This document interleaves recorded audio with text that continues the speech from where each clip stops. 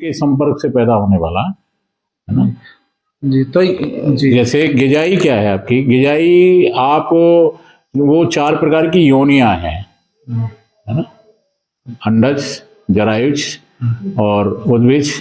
ये तो आपकी योनियां हैं कि अंडज से पैदा होगा या जरायुज पैदा होगा या पसीने के और उसके संपर्क से पैदा होगा। अब ये जो गिजाई है आपकी मिट्टी और सूर्य के प्रकाश से प्रकाश यानी पैदा होने वाली है। जैसे हमारे शरीर में जूं हैं या पशुओं पर कलीले हैं, वो पसीने से ही पैदा होते हैं, इनको पसीने से पैदा कहते हैं, उससे पैदा होती हैं। और जरायुज वाला तो जर से यानी जेर में ही पैदा होगा, और अंडा जो अंडे से पैदा होगा। तो नहीं, इसको उद्भिज में रखेंगे हम, गिजाई को क्या स्वेदज है ये तो, स्वेदजी मानी जाएगी। स्वेदज पृथ्वी है। के संपर्क से पैदा होना स्वेदजी होगा। स्वेदज है। अच्छा, तो जो उद्भिज है मतलब उसको हम स्वेदज का मतलब क्या है कि हमारे शरीर में पसीना है जी, और हमारे शरीर में जो मिट्टी के कण थे, मल जिसे हम कहते हैं, वो और पसीने का जो पानी है वो मिला तो उससे कलीले पैदा हो गए या डींगर पैदा हो गए, उसको स्वेदज बोलते हैं। इसी प्रकार की वो हाँ, वो पृथ्वी तत्व उसके अंदर है। हाँ जी। जी। फिर ये आपसे मैं प्रश्न ये करूंगा कि फिर उद्भिज की जो प्रक्रिया है उसमें उसको जरा स्पष्ट जरा सा आप कर दें कि उद्भिज की जो प्रक्रिया है वो कैसे क्या होती है, कुछ थोड़ा सा। उद्भिज में तो ये है कि जो जमीन को फाड़ करके पैदा होता है उसको उद्भिज कहते हैं। तो क्या हम पौधे को उद्भिज कह सकते हैं? पौधे उसी में आते हैं। जैसे अभी हमने मान लो जमीन में बीज डाल दिया, तो बीज डालने के बाद में पौधा निकल करके आया, तो उसको क्या उद्भिज कहेंगे? अब पौधा जो है वो वनस्पति जितनी भी है वो उद्भिज के अंतर्गत ही आती है। तो इसलिए माना जाए कि उद्भिज आज भी चल रही है। तो चारों प्रकार की सृष्टि परमात्मा की वो निरंतर चल रही जो जन्म जो व्यवस्था है। देखो, अगर परमात्मा की चारों प्रकार की जो सृष्टि है वो यदि न चल रही होती तो हमें ये पता नहीं लगता कि अमैथनी क्या होती है, मैथनी क्या होती है। हाँ, इसका सबसे बड़ा प्रमाण तो यही है कि आज भी उदाहरण ये मिलते हैं। लोग फिर यही प्रश्न करते हैं कि अमैथनी में कैसे हो गया जी ऐसा। तो आज अमैथनी को बताने के लिए हमें इन्हीं चीज़ों का प्रमाण देना पड़ेगा।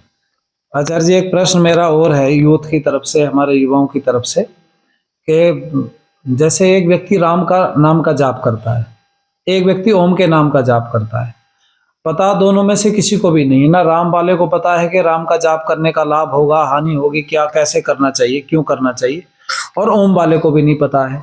तो ये दोनों को समान कैटेगरी में रखा जाएगा या किसी को लाभ और हानि होगी?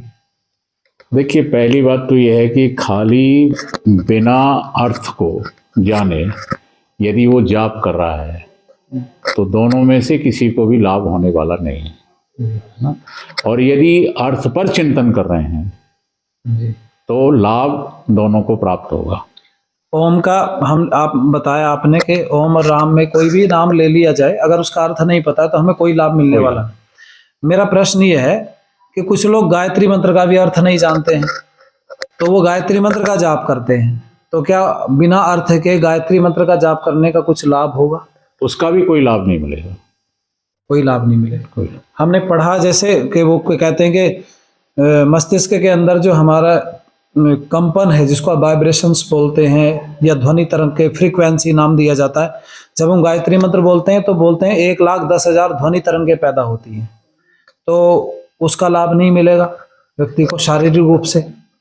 देखो, किसी महर्षि या ऋषियों का जो चिंतन है, पहली बात तो यह है हर शब्द का आपको थोड़ा चिंतन करना पड़ेगा, विचार करना पड़ेगा, और जब उस शब्द के अर्थ को ठीक प्रकार से आपने समझ लिया है तो उसके अनुकूल आपका आचरण बनेगा, व्यवहार बनेगा।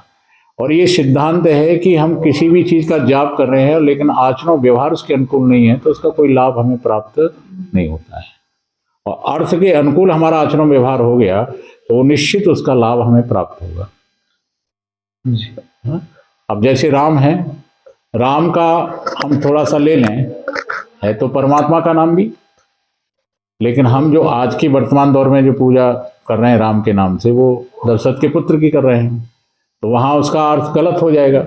अगर राम के परमात्मा के ही नाम को लेकर के हम चलें कि परमात्मा का नाम है और उसका एक ही गुण हमें पता लगेगा जी, है ना।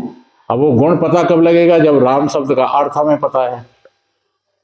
जब अर्थ का ही बोध नहीं है, अर्थ का ही ज्ञान नहीं है, तो फिर उसका गुण का पता ही कैसे लगेगा उसके। थोड़ा सा हटके एक प्रश्न मैं आपसे करूंगा। जब ऋषियों को सब व्यवस्था का पता हो जाता है, जब परमपिता परमात्मा की कृपा से जिनको वेद का ज्ञान मिला सृष्टि की शुरुआत में ऋषियों को, तो क्या उन्होंने भी